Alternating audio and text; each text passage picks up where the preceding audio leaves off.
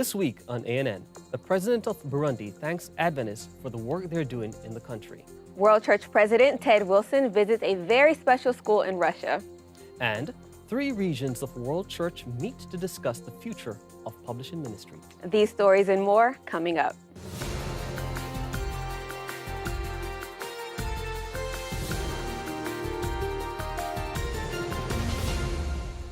Thank you so much for joining us this week. First in the news, prior to the recent total member involvement meetings in Burundi, Adventists were involved in various community activities. One of the most unforgettable moments came from the participation of Adventist youth in Burundi Independence Day festivities. Their activities arrested the attention of the President of Burundi, His Excellency Pierre Nkurunziza. In his remarks, he congratulated the Adventists for being so disciplined. He also requested that Adventist youth attend all future important national celebrations. 43,000 people were baptized as a result of total member involvement evangelistic efforts organized in 1,020 centers. This is unprecedented in the region. In addition to the youth community work, the Health Ministries Department was also very active before the meetings.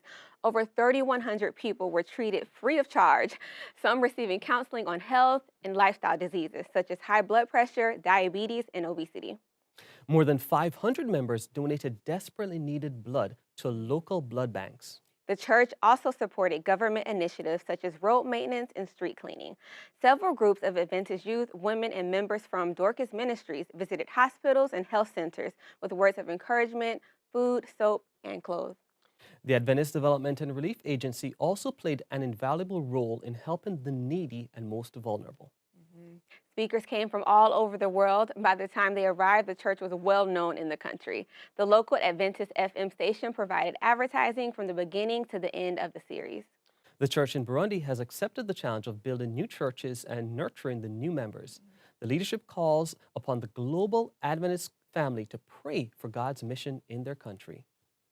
Russian children welcomed the president of the Seventh-day Adventist World Church, Ted N.C. Wilson, with traditional bread and salt, music, and handmade greeting cards as he toured their groundbreaking special needs school in southern Russia. Wilson, visibly impressed, thanked the Rostec School and the school's founder and director, Lyudmila Verlan, for reaching out to more than 300 children with autism, cerebral palsy, Down syndrome, and other conditions in Krasnodar City over the past 5 years. Wilson said of his visit, "This is one of the most unique projects that I have visited in a long time. My heart is touched." The Rostec School was initially opened with a small classroom and 5 students. Now the school has over 2 locations, 47 children, including 40 with special needs. Church leaders have invited Verlan to open a 3rd school in a community center that is expected to open later in 2018. Wilson, who is on a week-long pastoral visit to southern Russia, upheld the Rostec School as an example to all Adventists.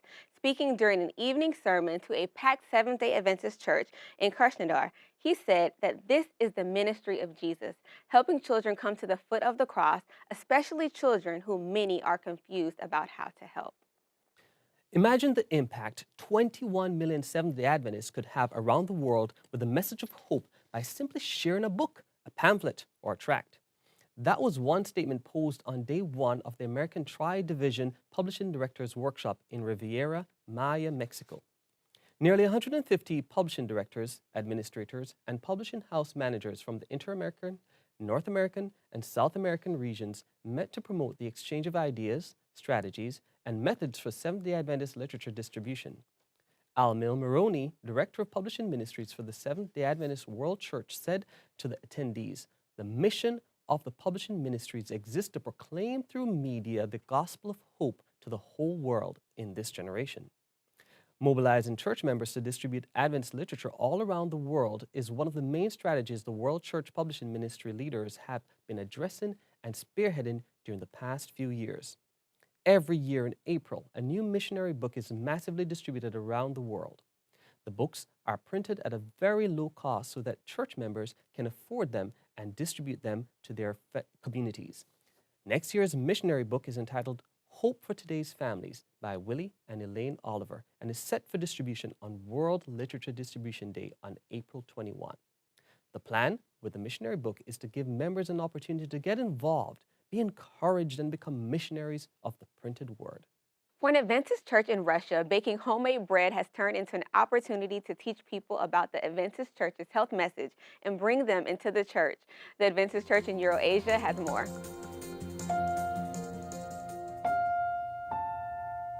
Меня зовут Людмила, я из Экибастуза. Я пришла в церковь 4 года назад и обрела здесь Спасителя, мужа, брата и Отца Небесного. В церкви я узнала о здоровом образе жизни и начала изучать эту тему. Сейчас мы в церкви запускаем проект по выпеканию цельнозернового хлеба.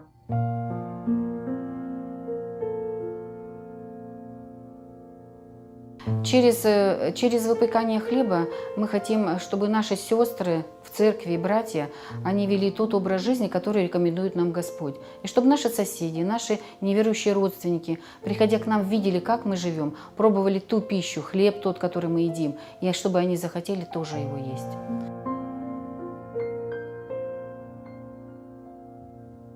Иисус сказал в Писании о том, что Он является хлебом жизни, и мы решили, что наш хлеб будет называться «Жизнь». Мы хотим не только нести здоровый образ жизни в мир и давать людям хлеб цельнозерновой, здоровый, но и нести Слово Божье людям, без которого нет будущего.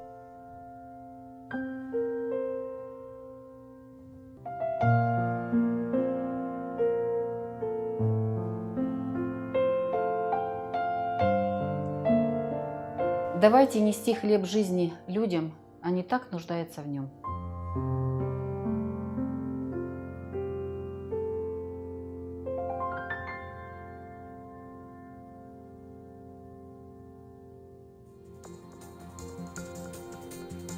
More than 40 children attended a special day to celebrate the beginning of school in the Ukrainian city of Lutsk. For Seventh-day Adventists, it has become a tradition to invite children from socially vulnerable families to the church to dedicate the students and school to the Lord. Thanks to the Adventist Church in Lutsk and the charitable foundation City of Hope, many families receive assistance during the year, including school supplies, clothes, food, and household appliances. The celebration was attended by acting mayor of the city, Gregory Pusevit, who in his address noted the need to serve those who are going through difficult times and thanked the organizers of the event. The local community prepared a festive program for the guests, during which adults and children sang songs, read poems, and played musical instruments. At the end of the service, all united in a common prayer that God would bless the school children for the new school year and give them wisdom. In addition to the school supplies, each child also received a special treasure of Bible stories. Coming up, we hear about a new book on the evolution and seduction of Christianity. But up next, a closer look at the International Mission Congress held last month in Korea.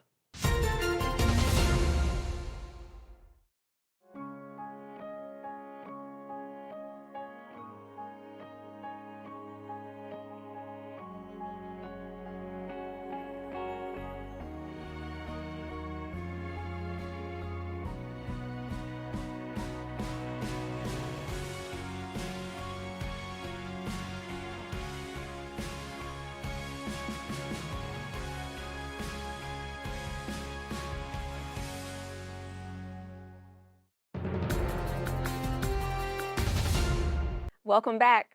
Recently, we reported on the International Mission Congress that took place in Seoul, Korea, at the beginning of August. This week, we wanted to take you on a journey to this spectacular event and share what a blessing the Congress was to all who were able to attend.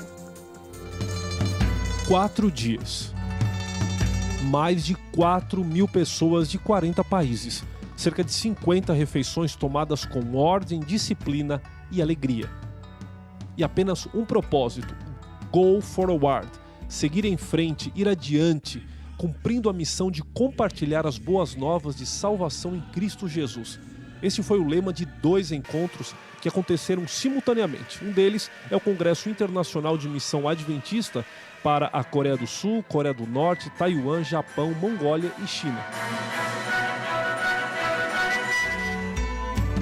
O outro evento, realizado no mesmo ambiente, foi o GAME, o Global Adventist Internet Network, principal conferência adventista de internet, tecnologia e comunicação a serviço do Evangelho. A edição mundial 2018 do GAME contou com cerca de 250 participantes. Os encontros aconteceram de 8 a 11 de agosto no Centro Internacional de Convenções e Exposições da Coreia do Sul, o Kintex. O complexo fica próximo de Seul e a 25 quilômetros da zona desmilitarizada da Coreia. 5 anos atrás eu tive o privilégio de participar de um congresso de missão aqui dessa região.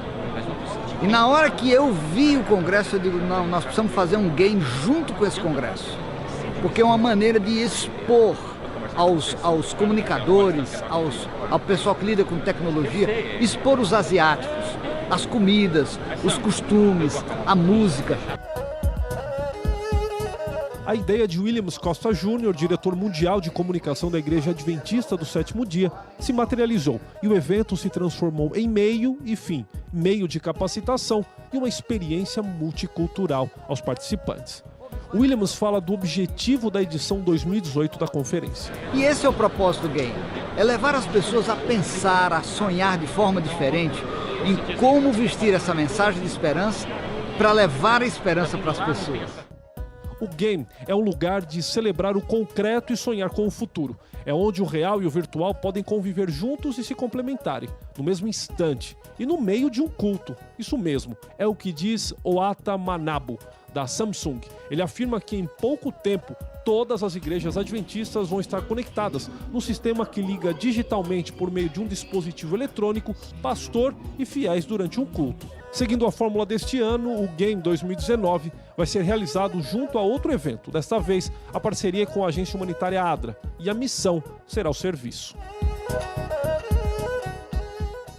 Editor of the Adult Bible Study Guide, Clifford Goldstein, recently wrote a book called Baptizing the Devil, an in-depth look on how the theory of evolution is shaping Christianity. Director of Communications for the Seventh-day Adventist Church, Williams Costa Jr., recently sat down with Cliff to talk about his new book and what he hopes each reader will take away after reading the book. Cliff, I have in my hands your new book. Why did you write this book?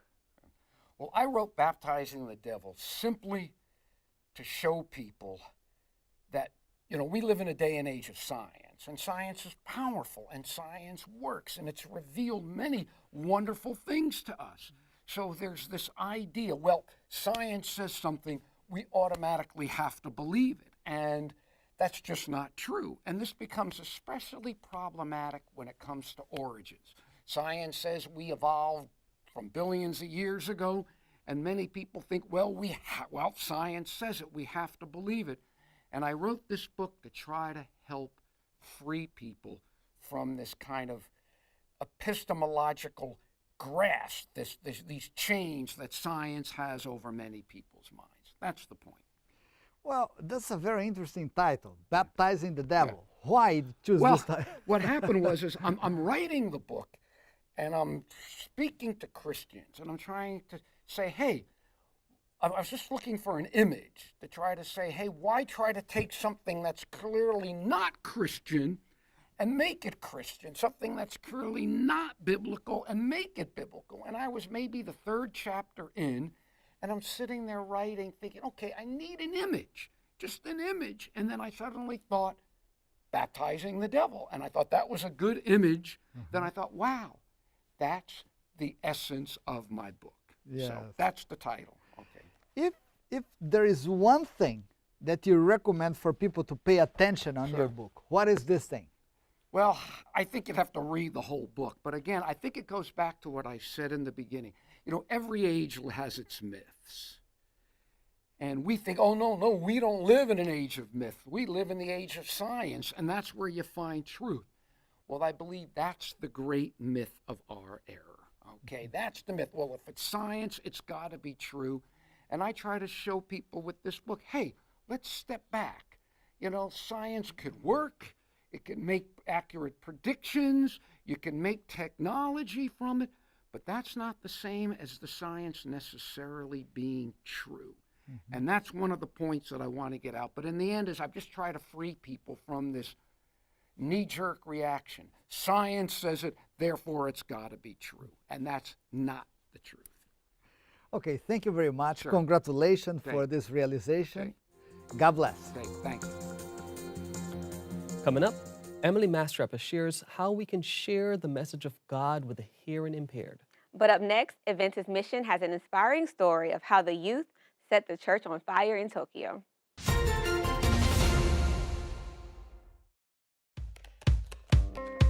We may look, pray, read, think, worship, sing, and share differently, but we all look forward to the Sabbath. And we all look forward to the future when Jesus will come again. With this message in mind, we arrived at a core component for a new identity system: the creation grid, a simple 7-column structure for layout. The grid is a reference both to the prophetic timeline as well as to the creation week that culminated in the 7th-day Sabbath. The first 6 columns of the grid belong to the designer. They can be filled with anything: text, images, illustrations, patterns, and logos. But the 7th column, the Sabbath column, does not belong to them. It is meant to be different and special. Regardless of what or where you are designing, you can always find information to help you communicate that we are all Seventh-day Adventists. Christ said it came down to a simple thing: love God with all you got and love your neighbor as yourself. That was the prayer of Christ, and I think that's got to be the message that we highlight. When he was in his last hours with his disciples, he said, Father, my one prayer is that they'll be one, like you and I are one. And I think about the denominations, I think about the religions, and I'm like, no, it's not about all of those differences. In fact, that's the thing that I think has changed so much for me, is focusing on what I share in common. It's the beginning of every deep and meaningful relationship. And if the first thing I can share is my passion for the teachings and the life of Christ, and that I have a desire to be in your corner, that's the kind of place and community, world community, that I get excited about. Welcome back. Tokyo is the world's largest metropolitan area with almost 40 million people. The challenge of reaching the city of this size might seem impossible, but God can use anyone, even someone of the opposite side of the world, to spark change. Adventist Mission has more.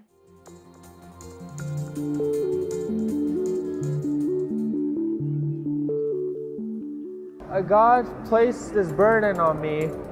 For the last few years, I've been having this burden because, less than 1% are Christian in Japan. It's a big country, lots of people, but for some reason, the everlasting gospel is not being communicated.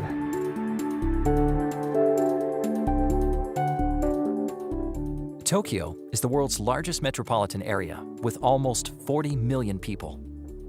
The challenge of reaching a city of this size might seem impossible, but God can use anyone, even someone on the other side of the world, to spark change. Daniel grew up in California as a third-generation Japanese American. He always told himself he would be open to God's plans for his life. After much prayer, he knew that God wanted him to move across the globe to work in Japan, and Daniel accepted the call to serve in Tokyo. Even though I grew up in America, my mom and my dad helped me retain the Japanese language. So I was able to communicate and read and write. So I believe that I felt like God was calling me to go to Japan and use the talents for his cause over in Japan. He was assigned to work alongside the pastor of the Setagaya Adventist Church, where in 2016, there were less than 10 people attending each week. The church was about ready to shut down when Daniel arrived. He knew that God had bigger plans for this congregation, so he began working to make the church a landmark in the community. Here in Japan, there's a lot of lonely people. They just commit to work or school, and a lot of them are lonely, so they want fellowship. So I think that's what the Japanese people need. We just need to mingle with them. Mingling is just one of the steps in Christ's method. Jesus mingled with people to get to know their needs and earn their trust. Daniel decided to try to reignite this church's mission spirit with a fresh approach. He invited young people and held evangelism training for them in the church. We have young people, college age, high school age, young adults, stay in a church for 3 weeks We eat meals together, we have devotions, worships, Bible studies together, and we train how to knock on doors, how to communicate with people, how to pray with people. And it's been a blessing. And the students really grow a lot. They really have this identity as Seventh-day Adventists and the mission spirit. This once dwindling church transformed overnight into a youth training center. As the young members reached out to their local community through prayer and face-to-face interaction, attendance quickly grew fivefold, and word is spreading throughout the community. When we go out to this community, sometimes we cannot meet the people around this area, but sometimes God sent the people to our church. When the people come our church, I feel that Jesus is working for this church. The church is now essentially run by young people with a passion to reach the people of Tokyo for Jesus. And if you ask them why they love this church, oh, this church is so special because the young people, they have power and passion and energy to reach out to people. They are so friendly and kind. I really enjoy spending time here with everyone. It's great to see how the young people are getting excited about God and the Bible. In my experience, I have developed a stronger prayer life. I have direct communication with God as I reach out to people. I learned the joy of communicating with God. Daniel decided to expand the Setagaya Church's programs to include youth from all over Tokyo. Once a month, we have an event where young people from all over the Tokyo area come and we stay in sleeping bags at the church. 50 to 70 young people come, stay at the church, study the Bible, sing songs, and have fellowship. And it's been a blessing. This group continues to grow thanks to the efforts of reigniting the church's mission spirit. Setagaya church members are exploring new ways to break down barriers and show the love of God to the people of Tokyo. Many people in this city are busy and isolated, but still long for connection with others. When young people get on fire for Jesus, I believe the entire church gets on fire for Jesus. And so that's why working with the young people is such an honor, such a privilege. And I believe when we get the young people on fire, the entire country of Japan will be on fire. Mission challenges in Japan are real and continue to grow. Please pray for the Setagaya church members as they ask for God's help in spreading His love throughout the largest city on earth. Your prayers and support of the mission offerings go a long way to encourage mission in Japan and around the world.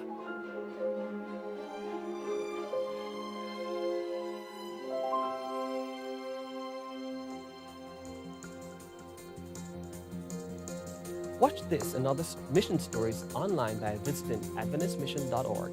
Then click on videos at the top. Did you know that there were 70 million deaf people around the world and that there are more than 300 different sign languages? Ahead of the International Day of Sign Languages, Emily Mastrapper is here to tell you about some of the resources the Adventist Church has to reach people with the gospel. There are millions of deaf people worldwide, and more than 80% of them live in developing countries.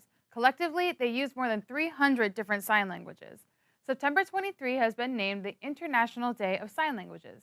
This is a day to raise awareness of the importance of sign language in the full realization of the human rights of people who are deaf. This year will be the first International Day of Sign Languages, and will use the theme, "With Sign Language, Everyone is Included."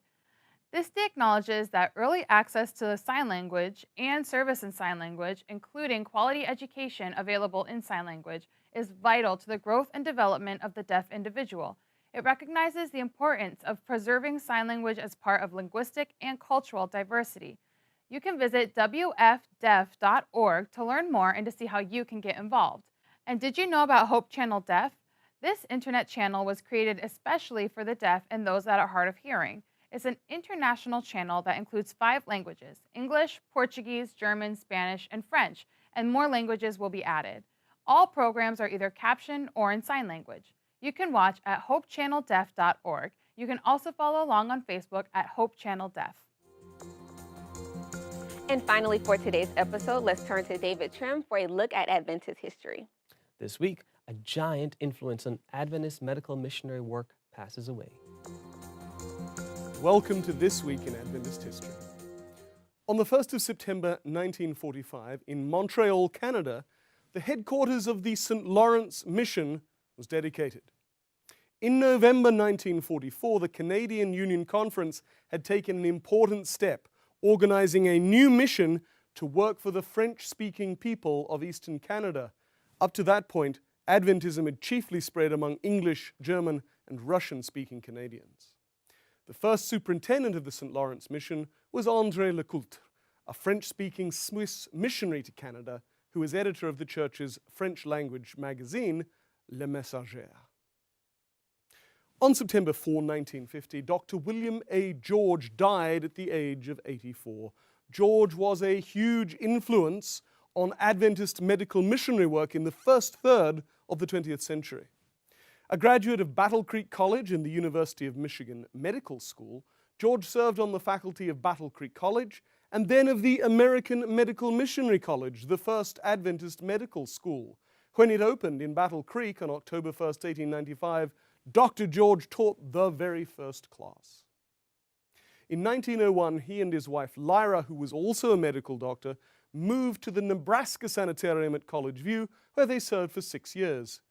In 1907, George was called to be medical superintendent of the Nashville Sanitarium in Tennessee, a post he filled for 4 years. But in 1911, Dr. George was called to Loma Linda to be head surgeon at the sanitarium and to teach anatomy in the College of Medical Evangelists Medical School. He worked at Loma Linda for the next 23 years. During this time, he was ordained and conducted several evangelistic campaigns. He also, for many years, chaired the General Conference's Medical Missionary Council, which gave direction to the church's medical work all around the world.